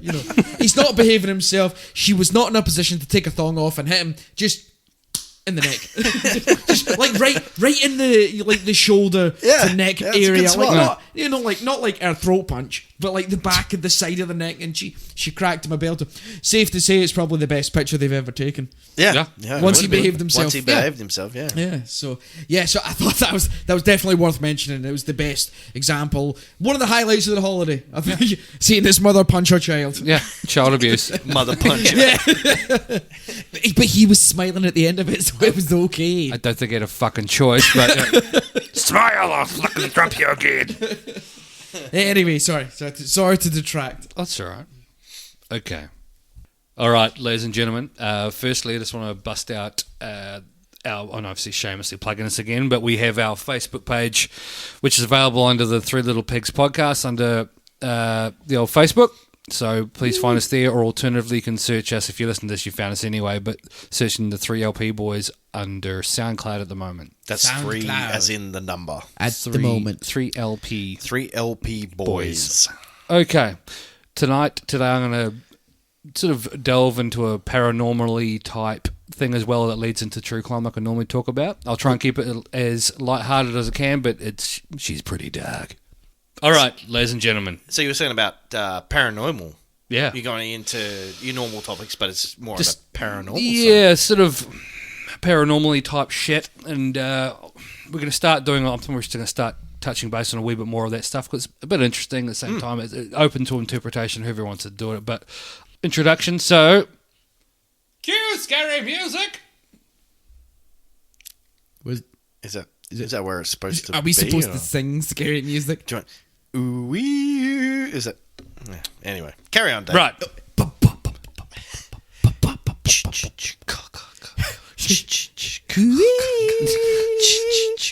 Actually, it just sounds like a Led Zeppelin song, which we're definitely going to get sued Yeah, for. If we start singing it, 100%. Okay. Come from the land of the ice and... Anyway, sorry.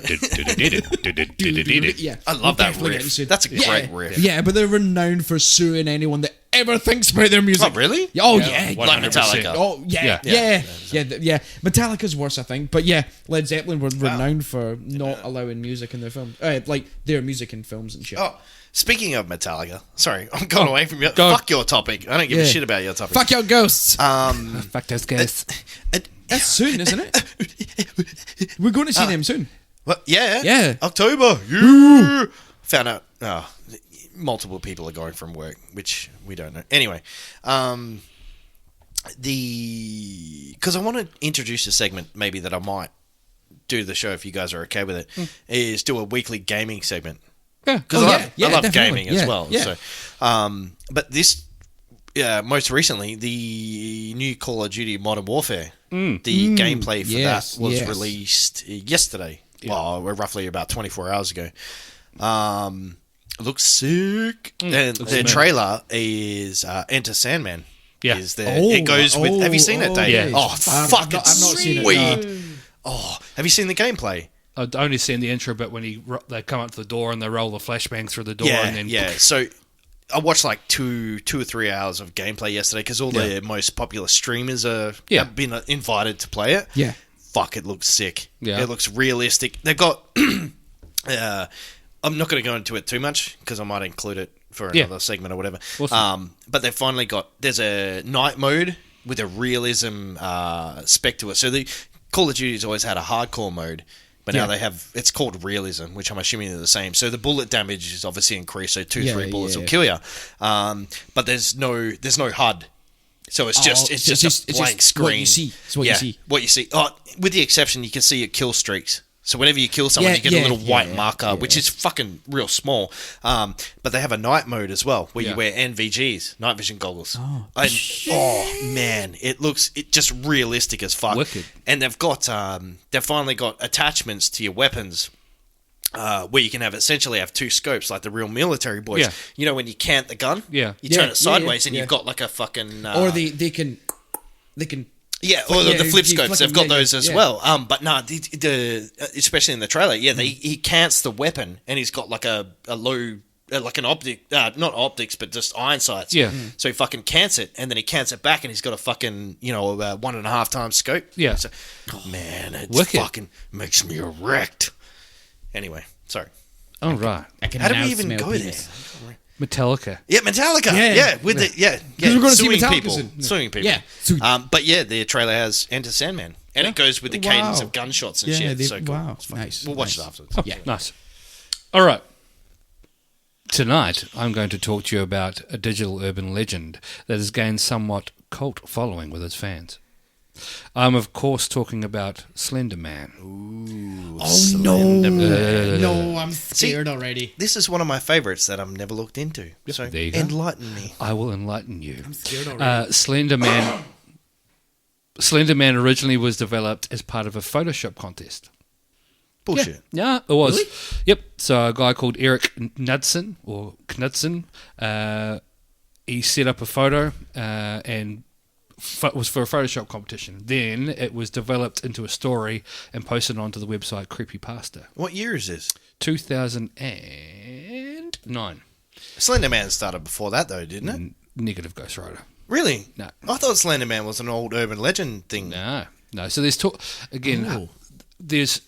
I'll get into it in a minute about that part, but basically what's happened is once Slenderman hit Creepypasta, which Creepypasta is an online repository for a lot of weird horror stories, which they are very, very, very, very weird. And It's also where we plug our podcast. yeah, Yeah. Yeah. Do we? No, Actually, not yet. do we? Oh, No, should we? we should, yeah. It's funny you talk about creepypasta because one of the things popped up on my YouTube feed today. Yeah. And I had no idea what it was. So creepypasta is any weirdo or any person that wants to write a story, whether it be, you can do horror, you can do UFOs, you can do everything.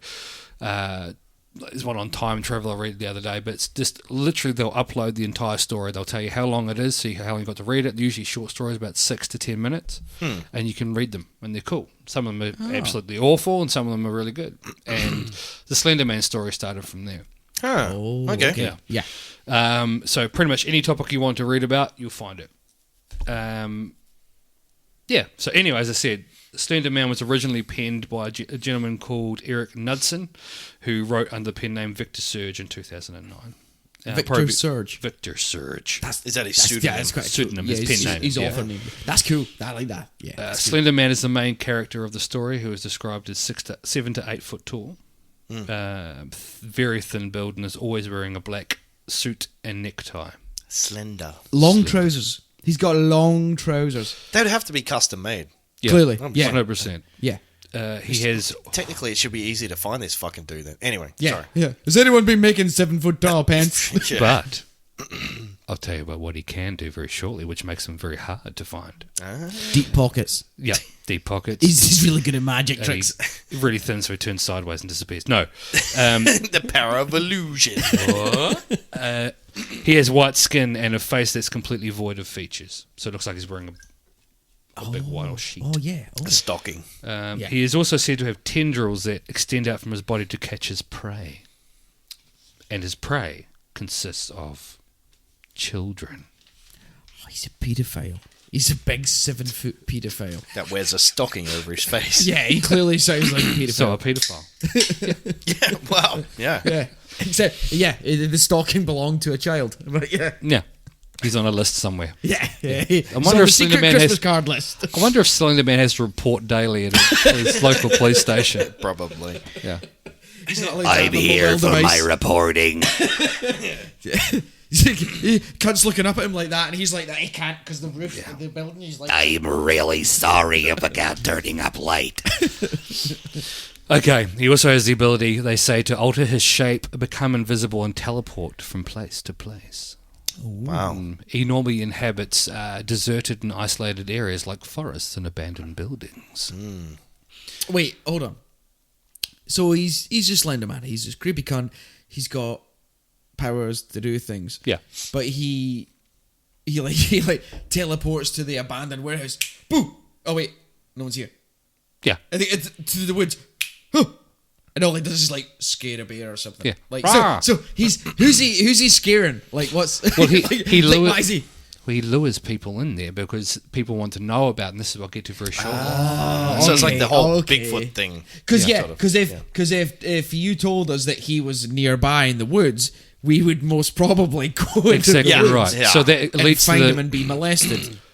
by a 7 to 8 foot man with tendrils that come Tendrils. out. He catches prey. They sound like fun. Yeah. So it's not really known what he does with the prey. Some people talk about he eats the children, but he also recruits children as proxies. Oh, what do you mean proxies? Well, it's said that these proxies Slender are kids? slender children, Slender kids? There's Slender underfed kids. These hungry children come to your house and steal So your food. these proxies are used to lure more people and more prey in to wherever the Slender Man is. It's said that these proxies are recruited either by force or by free will. It sounds like you're just talking about Stranger Things. But a lot of that was based on Yeah. Slender Man. Yeah, anyway. Was it? Yeah. Oh, If I you don't go make back the connection, to be honest. If you go back to season 1, Yeah. where old mates run down that country road through the forest. Yeah, There you go. Slender but Man. But it's not man though. Slender thing. Slender Man is not man. But I thought he wore a big suit. That's the way he portrays. He can alter his shape. Yeah. So it's Okay. I think a lot of Stranger Things. Correct. Well, I could be wrong, but I think a lot of it was based around Slender Man, the original season 1. Yeah. And then it just went. Yeah. Okay. Right. Winona Ryder. I like Winona Ryder. In that. She's actually done really well for herself from that. Yeah. No, I don't. No? You don't rate like her? her at all. She's a klepto, man. She's a She likes, kleptomaniac. she likes stealing things. Yeah. What? Stealing things. What? is No, like Winona Ryder is Yeah. actually. Oh, She Yeah. fucking steals I thought you meant clothes the and- character. No, like Oh. actual Winona Ryder. And she Oh. looks like a fucking junkie as well. Nah, I don't. Good on her. Nah. Good on Nah, her. She's been out for a while. She's back in telly. That's her It's new one- it's TV one- show. Yeah, it's one of the Stealing biggest. things. To be fair, what Jay was saying, she has bounced back quite Yeah, well. yeah, quite yeah. well. But Yeah, she's to bringing me, back, yeah. she just looks like a. She got thieving- herself she out of just- Thailand. She to me, stopped she just shooting looks like a ping pong thieving balls. piece of Yeah. shit. She still looks like a thieving piece of shit. She got out of the sex trade. She's back in Hollywood and she's doing well and she's only stealing small things. So that would be stealing things with Winona Ryder. And she just goes about like showing you how to steal tungsten and things. I know how to steal tungsten. I put it up my bits and pieces. All 11 tons. I'm walking kind of funny. Okay, this last part about the proxies leads me to the attempted murder case from May 2014. There's been blamed on the Slender Man phenomenon. No way. You can't. Phenomenon. So they haven't solved it. So they thought, well, blame it on Slenderman. It has been solved. But they blamed it on Slenderman. We shall deep dive right now. Oh my god! I'm not a good swimmer. Before we so- before we go into it, where's this phenomenon localized? I'll tell you. Okay, We're carry on. to right now. Stand by your bed's cooler. I am fucking Okay. ready. Anissa Weir, age 12. This is age 12. And Morgan Geyser, age 12, lured another 12-year-old girl, Peyton Leutner, and stabbed her 19 times. Leutner was a friend of the two girls, and they all lived in a small town of Waukesha in Wisconsin, USA. The girls had originally planned to murder Peyton by taping her mouth shut and stabbing her in the neck. But she was lured to a forest, pinned down by the two girls, and stabbed into her arms, legs, and her torso. Wow. They used a 5-inch long kitchen knife to do the trick. Two of the 19 wounds were into major organs, and they missed her heart by less than a millimetre. Wow. Jesus. They told her they'd go and find help, but they just fucked off. They literally just fucked off. They've stabbed her. Don't worry, we'll go find help. Yep, but they were quickly found by a local highway, still in possession of the knife. Excuse me, girls. Why is that knife covered in blood? Could you Could you imagine being local law enforcement and coming across that shit? It's like, have you got something to tell me? Like, do you want to chat about this? Like, Yeah. can we? Well, the tricky thing is they're minors. That's whoa. Okay. Yeah. Fuck. Yeah, Okay. Okay. Jesus. So the police interviewed the pair of them separately, and I've watched the interviews for them, and they're no well. They're no well. They're no wheel. No well, man. They're no wheel.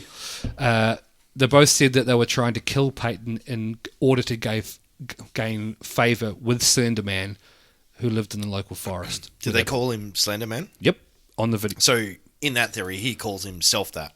Yeah, Okay. Yep. Mr. Slender Man. First name Mr. Slender, Man. last name Man. Miss Slender Man. Slender Man. We'd like to speak to Mr. Man, please.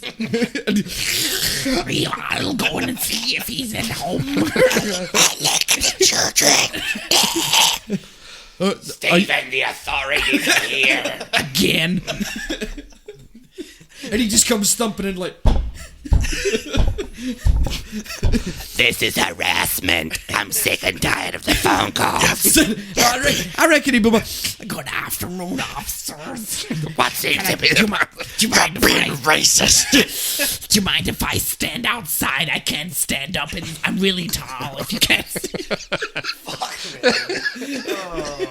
Dave, I feel sorry for you, man. yeah, sorry. Sure, sorry. They wanted to become proxies of the entity and live in Slender Mansion. He actually has a house. No way! It's called Slender Mansion. That's the best name for it. Welcome to MTV Cribs. We're at Slender Mansion. This is my 14 cars, and this is my theater room. As you can see, the ceilings have been raised ever so slightly, just due to my height. So you're telling me these kids were picked up by local law enforcement, they were interviewed, and they blamed Slenderman, Let them go. and this has been written off as Slenderman. Like, That was their main reason for doing was that. Obviously, I'll go into the court they stuff wanted of to it shortly, get but into the Slender Mansion. they wanted to get in Slender Mansion. The whole point was they'd been so enthralled by this phenomenon, Captivated. captivated Yeah. by it, that they clearly have some mental health issues. Yeah, but they're 12. Yeah. Yeah, Yeah, but they can't excuse their behaviour though purely based on something they read on the internet. Oh no, they did not excuse their behaviour. Oh, okay, okay. When it comes to their sentencing, they did not get excused.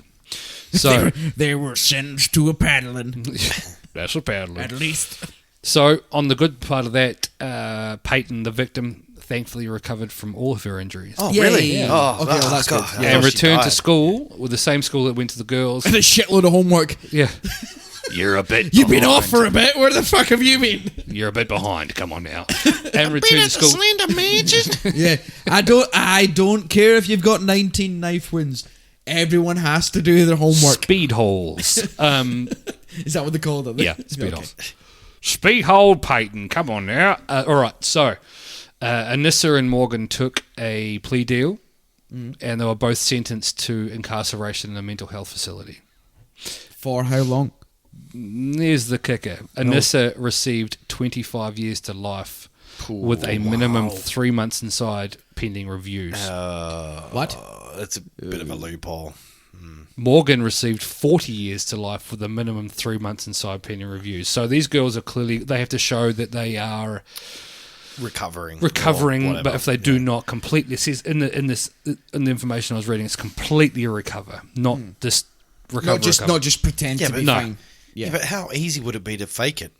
Like, But anyway, if you're only 12 though, But if Morgan doesn't, obviously, if Morgan doesn't, will serve in the mental health facility until she's 53. So a 12-year-old, if we Fucking hell. till she's 53, That's she all gets she'll out. know. That's all she'll know. is all mental she will health. know is that.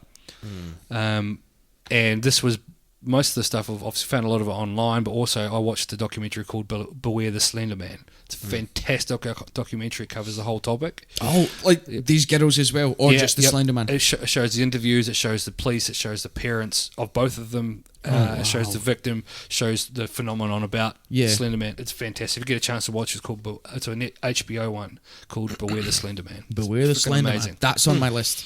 But I have some final words, and if you guys got some questions, fire away. But I've got one final topic. yeah, just I thought this Slenderman thing was a long time ago.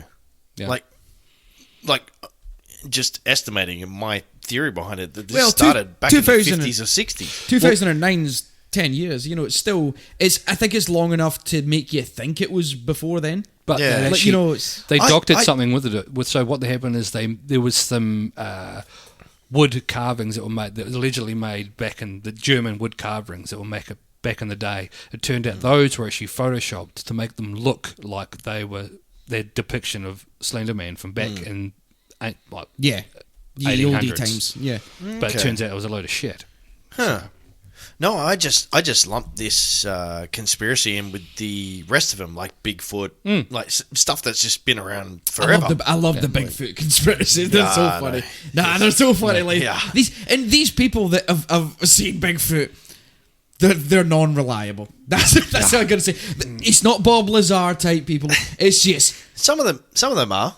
Some of them are. really? If you look into it, I've listened to it. Could you provide your educational background? There I are a sure few. can. Or sure can. I sure can. Well, I tell you, I saw Bigfoot out there in them woods there. There are. There's lots of podcasts about Bigfoot. Lots. Oh, let's, like so heaps. does that mean we do or don't do one? No, we could do. But no, if you listen to them without verifying any of their credibility, some of them have upstanding community member job things. Yeah. But anyway. Right. One final thought for me tonight. I think the bottom line is that even though Slenderman we've established is not real, mental health can be exacerbated by the smallest thing, especially with our total reliance on the internet as a culture. Agreed. Making the horrors within a very possible reality. And they've been safe, ladies and gentlemen. Stay safe out there. And that goes. It's funny. I was thinking about it today.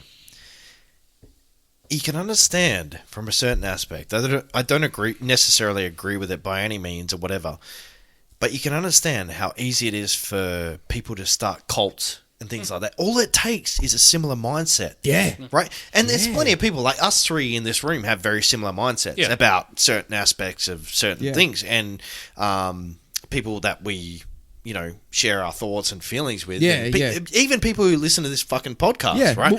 They'll agree with us on certain things. Yeah. Similar, if they actually like this podcast, they all have similar views, interests, thoughts. And if they do like this podcast, all they need to do is contribute 75% of their annual income towards it. I'm not going to go into that. So we're not starting a cult then, are we? No. Okay, are you sure? Because we could start. We could try. We probably could. We could try.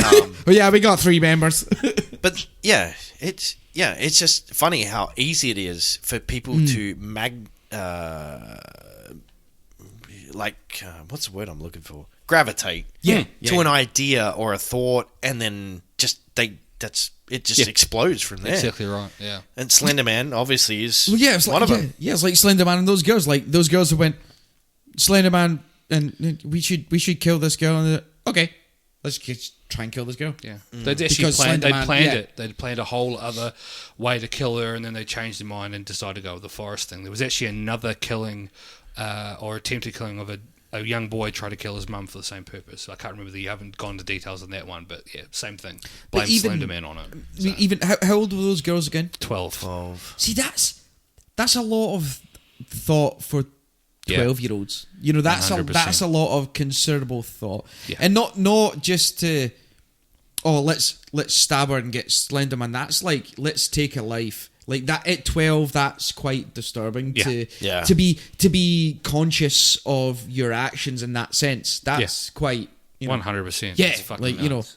as an adult, it's more understandable as an adult because you're given to understand your conscience a bit more. But at 12, like like at 12, we were still like trapping wasps in bottles of Coke and like pissing in it. That's what I was doing at 12. Like not like stabbing someone. Yes. You know? One of your friends as well. So it's a friend of theirs. Yeah. It's not like it's... Yeah, this is... We should sacrifice this person. Oh, yeah, that sounds like a good idea. Yeah, it's fucking nuts. My mind is still blown that this was only 2009. Yeah. My mind's doing circles, man. I thought this was a long time over legend. It's, wow.